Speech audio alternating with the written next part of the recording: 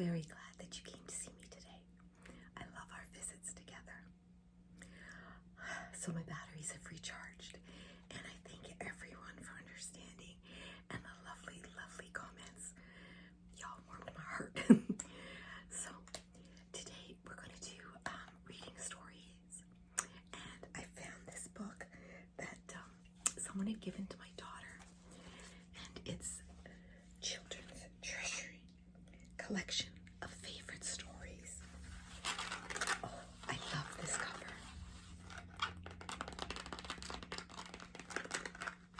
It's embossed, so it's a great feeling book. And the illustrations are just gorgeous. So I thought I'd read the page, and then I'll show you the pictures. Okay. If you're new here, welcome in, and thank you so much for giving me a chance. I really appreciate it. The subscribe button below, go ahead, press it. No one will call you. And the bell beside it will notify you when I post a new video. If you've already subscribed or you're already watching, thanks so much.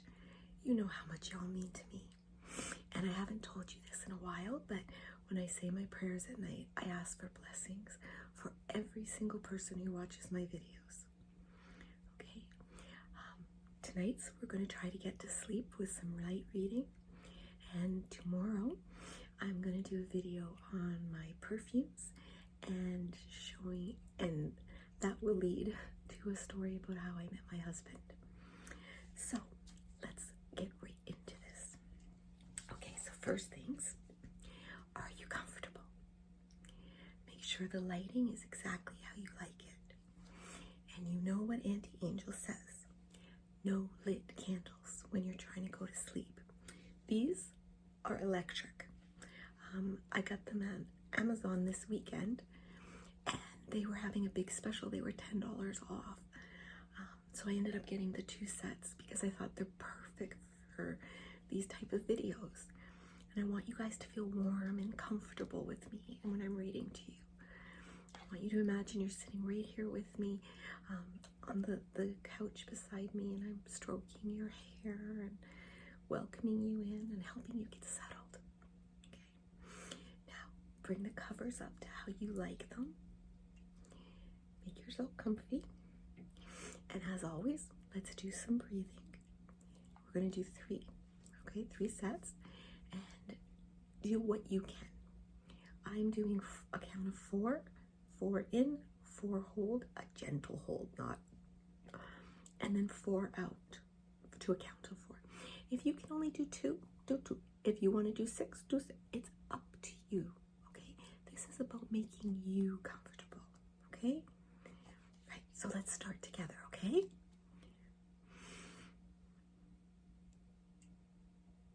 Hold. Release. Good. Let's try that again. Hold. Release. Last one. Hold. Release. Excellent. You did very, very well. So, tonight's story, one of the reasons I love this book so much, it's got big print. I don't have to wear my glasses. But this is the story of Paul Bunyan, and it's adapted from an American folk tale. And the illustrations are by Gina Dakilis. Okay? Ready? Snuggle in. Feel free to close your eyes if you want. Okay? When Paul Bunyan was a baby, he was the biggest infant anyone had ever seen. His parents spent every day finding food to feed him and sewing clothes to fit him. By the time Paul was 2 weeks old, he tipped the scale at more than 100 pounds. When Paul finally started to crawl, his booming baby steps made an earthquake that shook everyone in town right out of their houses. In fear for everyone's safety, Mr. Bunyan took Paul deep into the woods and found him a cave to live in. He gave Paul an axe and a fishing rod and said goodbye. What a dick. Okay, sorry. That night, Paul was so sad and lonely that he cried and cried. He cried so much that his tears turned into a giant river that ran all the way to the ocean. As Paul grew and grew and grew, he was able to take care of himself with the tools that his father had left him. Every day, Paul chopped wood, caught fish, and explored the forest. One day, Paul heard a cry from beneath a snowdrift. He dug and he dug and he dug until he found a giant baby blue ox. The giant baby blue ox was so happy to be saved. He instantly became friends with Paul. Paul named the ox Babe, and from that day on, they went everywhere together. So there's Paul, and there's the babe.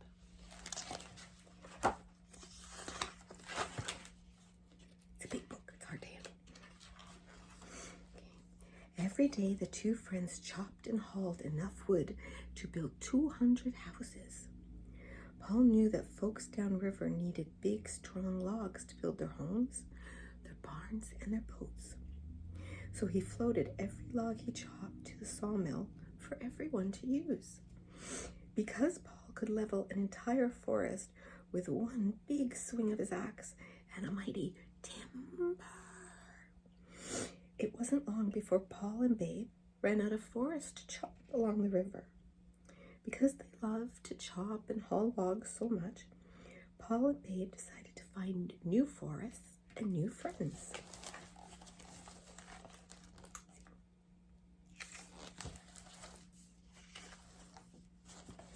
Pretty soon, Paul and Babe found a logging camp full of lumberjacks.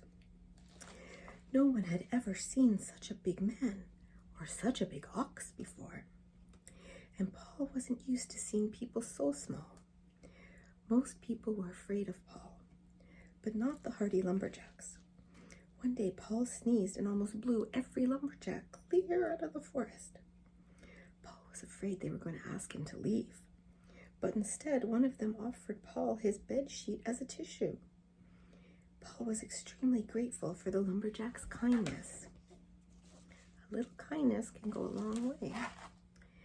The lumberjacks were grateful for Paul, too. After a big flood, a swarm of 10-foot bees landed in the forest and stung all of the lumberjacks. The bees buzzed all over the forest until Paul found a boat and loaded it with 2 tons of sugar.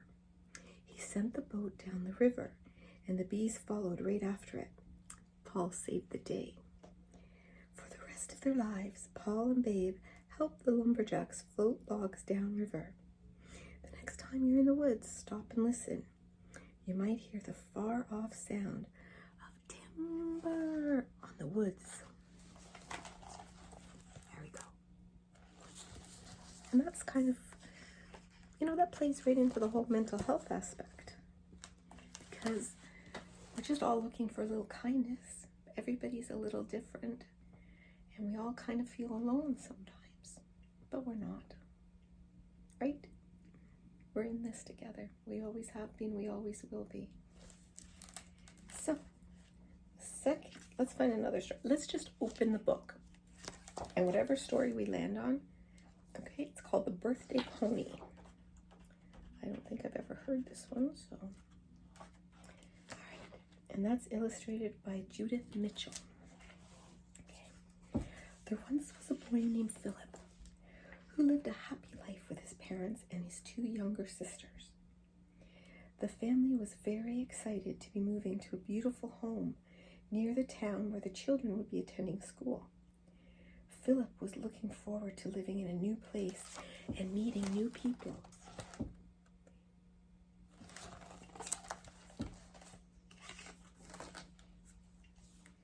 Philip enjoyed his new school and he made friends easily. But he knew he needed to make good grades because his father had promised him a pony if he did well in school. The boy received high marks in math and reading, but seemed to have some trouble with geography and history. It was hard for him to pay attention. He was too busy imagining all the places he would visit on his new pony. His mind would wander as he pictured himself galloping along the trails as a proud member of the Pony Express.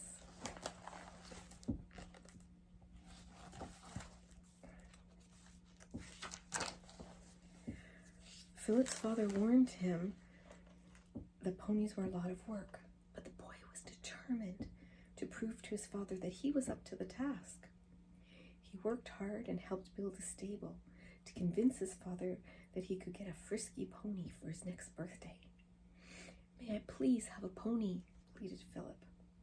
"We shall see," said his father. "Don't you want anything else for your birthday? What about a nice pair of roller skates?" "A pony is the only thing I want," said Philip. After the last conversation, his father knew he had his heart set on owning a pony. He agreed to accompany him to many nearby stables so Philip could ride the ponies, but his father found fault with every pony that Philip liked. Then a thought popped up in Philip's mind. Perhaps his parents were going to surprise him with a pony for Christmas? After all, his sisters were getting fancy dolls, tea sets, and winter clothes. Philip knew that he had been good all year, and he deserved a pony to call his own. These illustrations are just beautiful.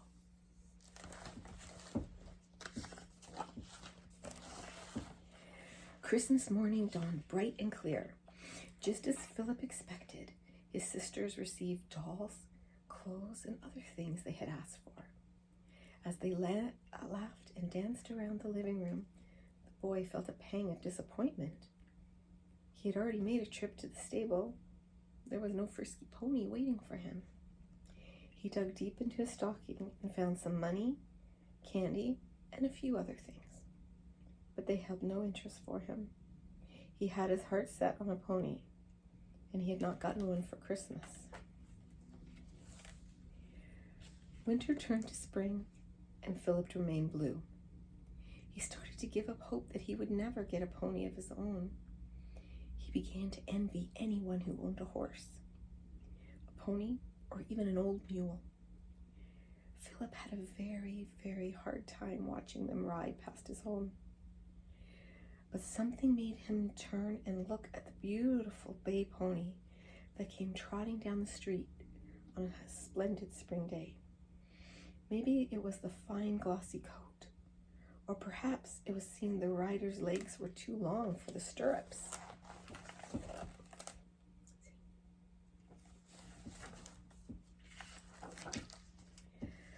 The pony's spirited gait slowed as it drew near Philip's house. The tall man got off the little pony and called Philip over. Could it be that this beautiful pony was his? With his eyes focused on the pony, Philip quickly approached the pair. He did not even notice that his family had gathered in front of the house. The man looked at Philip and said, "Don't you want to try your new pony on for size, son?" Philip did not answer. He simply hopped onto the saddle and took the reins. He looks very happy.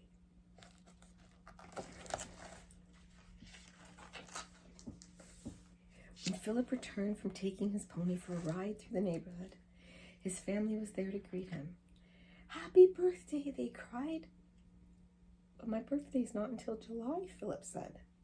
His father looked at him with such love in his eyes, and he said, "Yes, but we all saw how disappointed you were at Christmas, and we knew how much you wanted a pony of your own. So it is an early birthday present from all of us." Philip rode his new pony into the stable, the one that he had prepared. His dream had finally come true. And books like these, we didn't have these kind of books when I was a child, and I love them so much. There's just something about a gold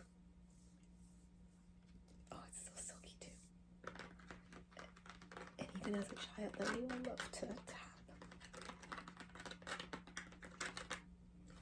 So I hope you enjoyed those stories. And let's get you off to sleep, shall we? So, are you comfy? Oh, I can see you're very tired and almost ready for bed. So why don't we count down and I'll help you drift off to sleep, okay? Close your eyes. Take your deep breaths. Feel your back, your head, your shoulders sinking into the bed. Feel your feet and your legs and your hands relax. Feel your eyelids become so tired. 20, 19, 18, 17, 16, 15. Oh, you're starting to drift now. You just feel so